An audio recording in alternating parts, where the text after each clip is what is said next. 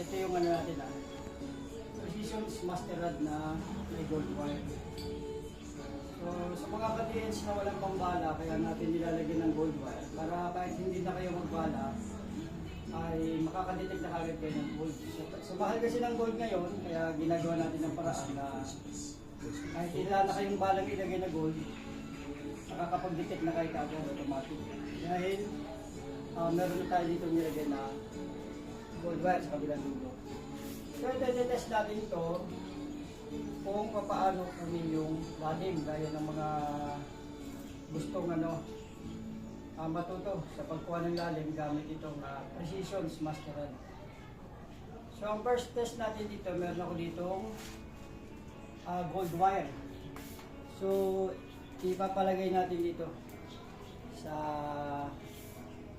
aking Darling. So itago mo kung saan mo gusto itago para makuha ko lang yung lalim dun sa ilalim. Kung gaano kalalim yung kanya yung gold wire. Kung gaano kalalim yung kanya makukuha. So hindi natin siya susundan ng camera para malaman natin kung paano hanapin itong Precision Master Rod. Ilolocate niya, tapos kukunin din natin kung sakto yung lalim nitong itong 4th floor hanggang sa 3rd floor, kung tatama yung pagkakalagay ng lalim at saka ng kanyang deposit. Okay, so natago mo na. Okay, so hanapin muna natin.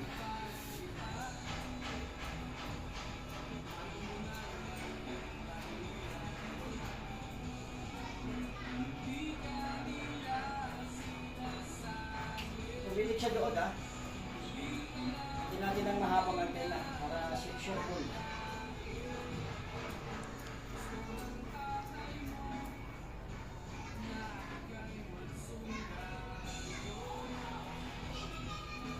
Ito hanapin natin kung saan yung tinago na hindi natin siya sinundan. So may tinuturo yung antena dito banda. Okay. Locate ko ulit dito. Position natin. Yun, doon pa rin siya nagtuturo. So, dahan-dahan ko siyang malapitan, dahil may tinuturo siya na.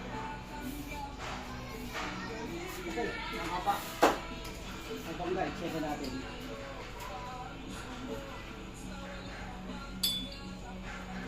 Check natin. Kasi bumabanggal. Okay, so, dito talaga siya naturo.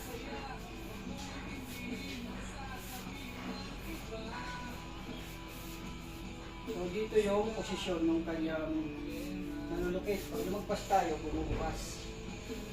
Pag babalik, magkasara siya dito. Ibig sabihin, dito niya iniligay yung sa tapat nito. Yung gold wire na pinatago ko. Mabilis mo kasi umakyat kaya mabilis mo mahuli. Pag lumagpas ka, wala na. Pag lalabas ako dyan, so bula ko, nandito siya So tandaan nyo alagyan natin ang markings. Ito yung dito yung nadi-detect ng ating itong Precision Master Rod. Yan So pag lumabas ka ito, so ang kanina ito nandun sa ilalim. Okay? So tingnan natin Tama ba? Tingnan natin.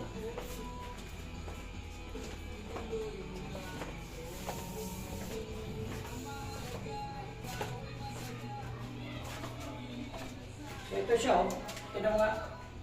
Kaya di ba baka? Pati ito ko ng camera yung nanidetect.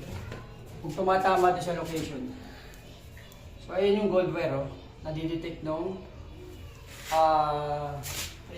Precision Master Rod. So ang kukunin natin ngayon, kung gaano akalalim mula rito hanggang doon. So balik natin dyan kasi yan ang pinakaano niya. Akit tayo ulit.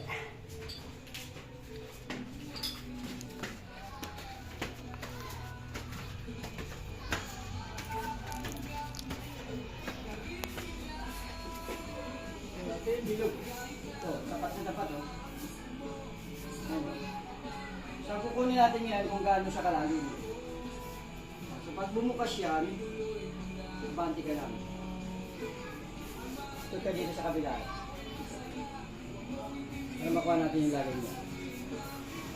So, kung saan siya magsasara, ayun, oh, dito siya nagsara. Ibig sabihin, pag dito siya nagsara, dito yung lalim niya. Ulitin natin, dalawang beses.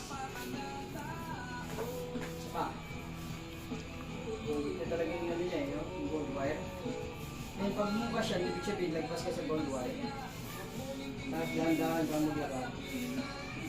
Kung saan ito mag-asara ang Precision Master Rod, so yun yung pinakalalim niya. Okay, lagyan ulit natin ng point-to-point marker. Dito siya. Okay, gagawin natin yun, susukatin na lang. Kung gaano ka layo. Magkatama, nasukatin natin siya.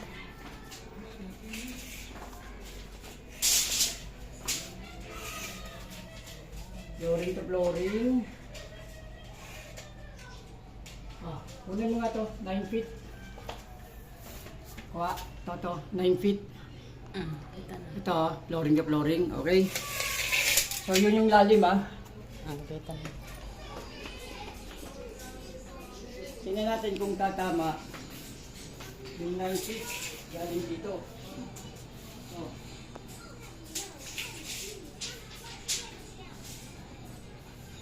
Nine feet dapat, 9 feet.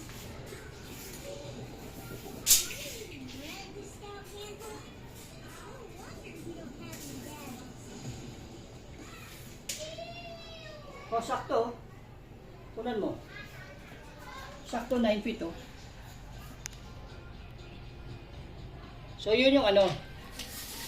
Yun yung accurate na pagkuha ng ano, deepness gamit itong Precision Master Rod. Okay, so actual test yun Walang wala tayong ginawang ibang test kundi nilocate tapos kinuha yung lalim. Sinukat natin yung taas ng flooring to flooring, then nilagay natin dito, inihiga natin yung haba para makuha na yung galing doon papunta dito, yun yung magiging lalim. Okay?